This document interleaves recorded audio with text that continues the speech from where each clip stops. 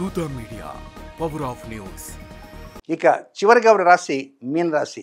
ఈ మీన రాశి వారికి ప్రపంచం అంతా కూడా అనుకుంటున్నారు ఏమని, యూట్యూబ్ ఛానల్స్లో మీన రాశి వారి పని అయిపోయింది, గోయిందా గోయిందా అని ఒక ఆయన అదే పనిగా చెబుతున్నాడు. నేనే విన్నా ఒక 100 వీడియోలు ఆయనవి.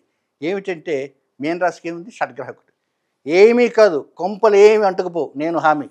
జ్యోతిష పండితుడిగా 66 సంవత్సరాల వయసు వచ్చిన వ్యక్తిగా, 46 సంవత్సరాల జ్యోతిష పండితుడిగా, పంచాంగకర్తగా, గవర్నమెంట్ ఆఫ్ ఇండియా ఆథరైజ్ పంచాంగకర్తగా, 178 దేశాల్లో కష్టపడుతున్న ఏకైక సిద్ధాంతిగా చెబుతున్నాను. మీనరాశి వారికి ఈ షడ్గ్రహ కూటమి ఏమీ చేయదు. 205 రోజులు దేదీప్యమానంగా ముందుకు వెళ్ళవచ్చు. ఏలినాడు శని 2వ భాగంకు ఎంటర్ అయినారు.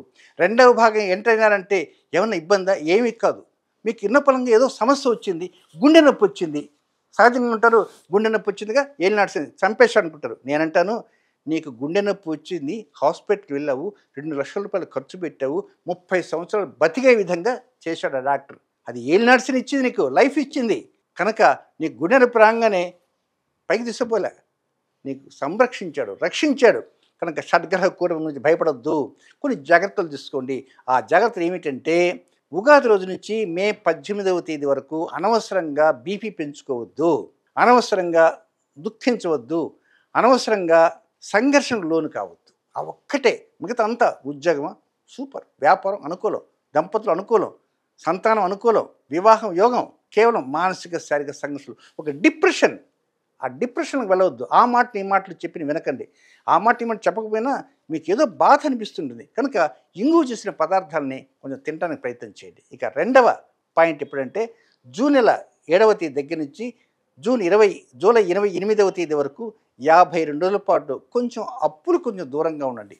అనవసరంగా ఇప్పుడు ఏమైనా అప్పులు చేశారనుకో, ఎవరెవరికి అప్పులు ఉన్నాయో వారికి ముందుగా వారు మీ ఇంటికి రాకుండా, మీ ఇంటికి మీకు ఫోన్ చేయక ముందే, మిత్రమా నీ దగ్గర నేను అప్పు చేశాను, ఈ సంవత్సరం నేను ఇంత ఇవ్వగలను, అంత ఇవ్వలేనని ముందుగా మీరే వెళ్ళి చెప్పారనుకోండి, బ్రహ్మాండంగా ఉంటుంది. ఇక 3వ జాగ్రత్త ఎప్పుడంటే, జూలై 29వ తేదీ నుంచి సెప్టెంబర్ 13వ తేదీ వరకు దంపతులుగా ఉండేవారు భార్యాభర్త అనవసరం కాఫీ దగ్గర కలహానికి పోవద్దు.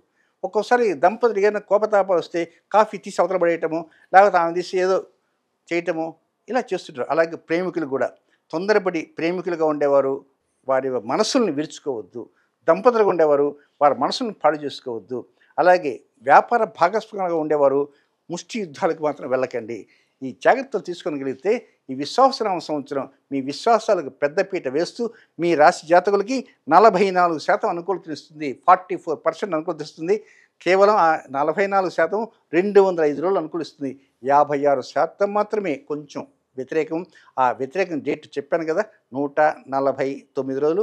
ఈ జాగ్రత్త తీసుకుంటే బ్రహ్మాండంగా అద్భుతంగా ఉండు. మళ్ళా రాబోయేటువంటి పరాభవనామ సంవత్సరంలో ముందుకు ఉరకలు వేసే విధంగా మీరు వెళ్ళగలుగుతారని చెప్పడంలో సందేహం ఎంత మాత్రం లేదు. For more updates please subscribe దూత మీడియా.